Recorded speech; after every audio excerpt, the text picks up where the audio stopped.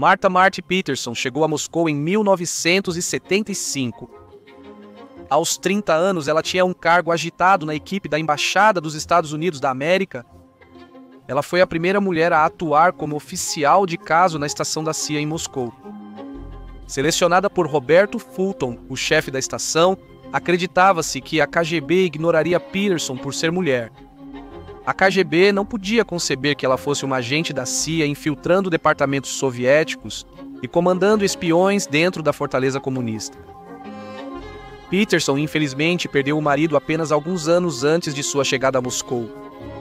Ele era operador paramilitar da CIA e morreu quando o helicóptero em que voava foi abatido no Laos, sudeste asiático. Abalada pelo luto, ela decidiu seguir o marido, ingressando na CIA e entrando no solitário e arriscado mundo das operações clandestinas. O palpite da CIA estava certo. A KGB não suspeitava que Peterson era agente da CIA e não a colocou sob vigilância. Com isso, ela pôde se mover e falar com agentes russos mais livremente.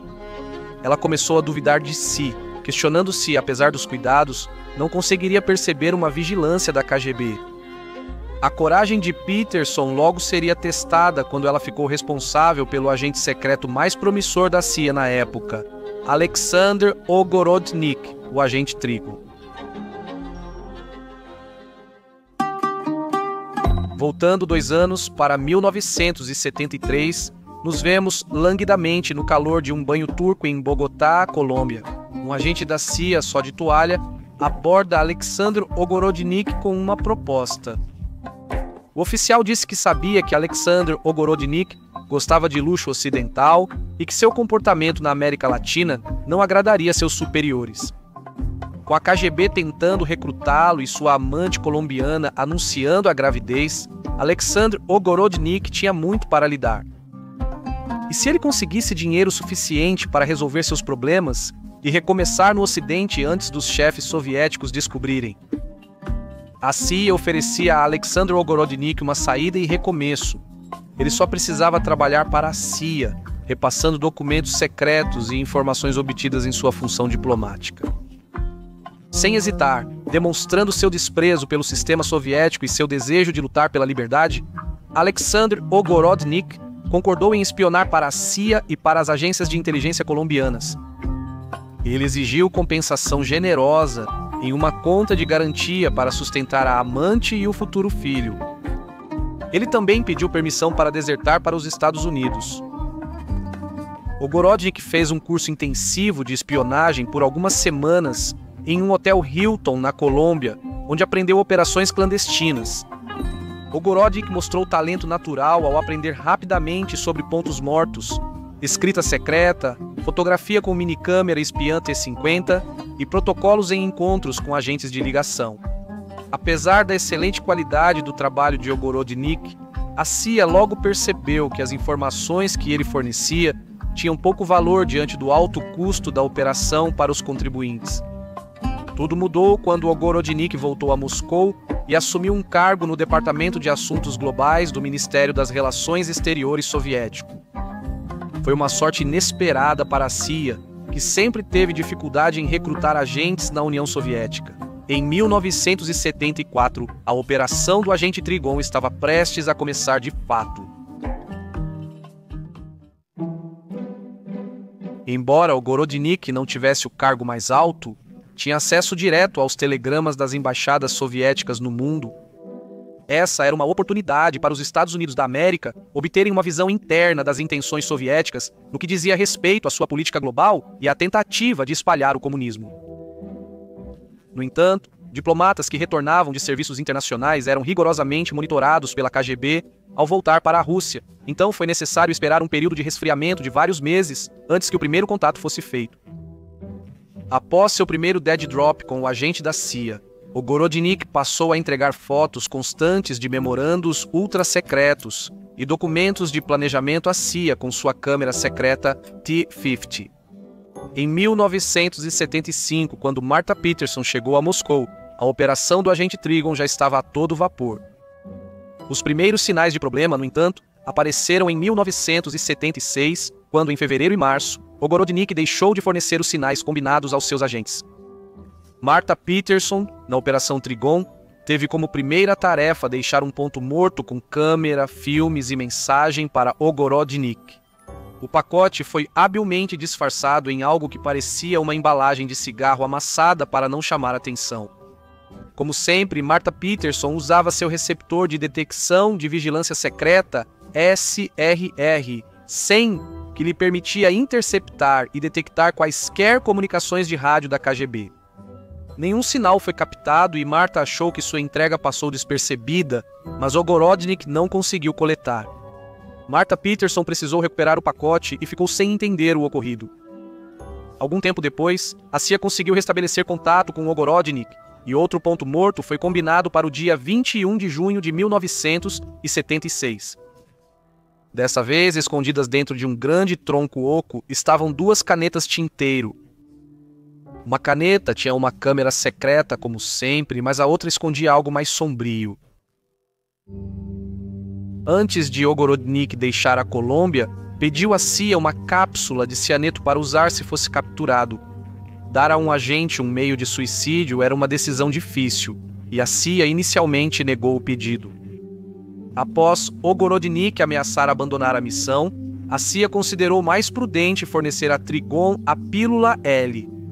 O cartucho de cianeto na caneta era frágil e podia ser esmagado com uma mordida, causando morte quase instantânea e indolor.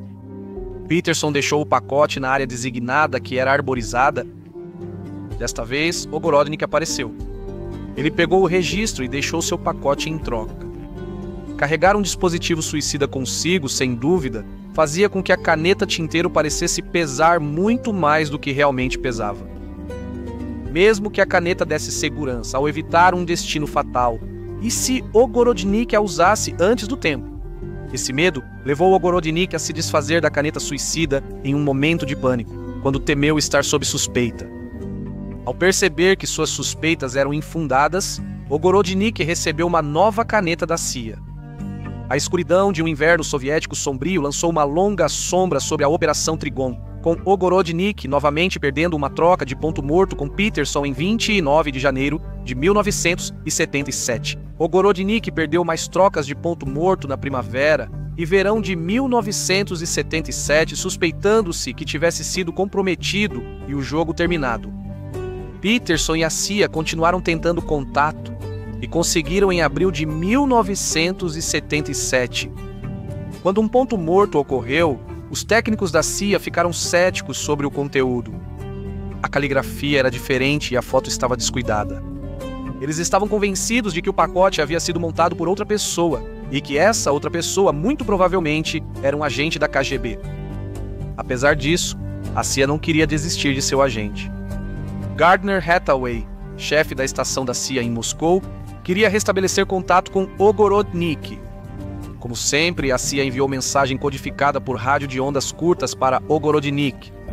Sua instrução, caso estivesse pronto para coletar outro ponto morto, era deixar um sinal na forma de uma pequena marca vermelha em uma placa de travessia de crianças. Na manhã de 15 de julho de 1977, Peterson estava em alerta máximo enquanto passava de carro pelo local do sinal secreto. A marca estava lá, mas algo estava errado. O sinal, pintado com letras grandes e vermelhas como cereja, era incomum e fora do padrão para Ogorodnik. Desconfiado de uma armadilha, Peterson avisou seus superiores na estação. Apesar das dúvidas de Peterson, Hathaway decidiu prosseguir.